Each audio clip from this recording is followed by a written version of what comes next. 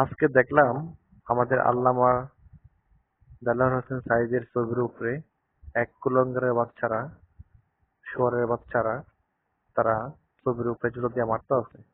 এই দুনিয়াতে যদি আল্লাহ তাআলা তাদেরকে এমন শাস্তি দিয়া চোখের সামনে যদি শাস্তি দেখতে পারতাম, তাহলে আত্মা শান্তি পেত।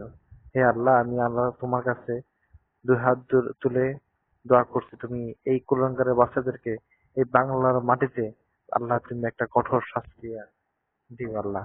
আল্লাহ, আমি দেখতে চাই এই কুলাঙ্গারের বাচ্চারা যেন এই দুনিয়াতে এবং মানুষের সামনে কঠিন শাস্তির মাধ্যমে মুখোমুখি হয়।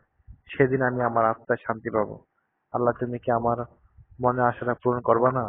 যে এই দেলোয়ার হোসেন সাঈদীর কারণে শেখ হাসিনা এবং তার দলের সমস্ত জুলুম পরিণত সকল নেতাকর্মী এখন লন্ডনে এবং যুক্তরাষ্ট্রে, ইন্ডিয়া আছে। আল্লাহ, তুমি এই বিচারটা করো।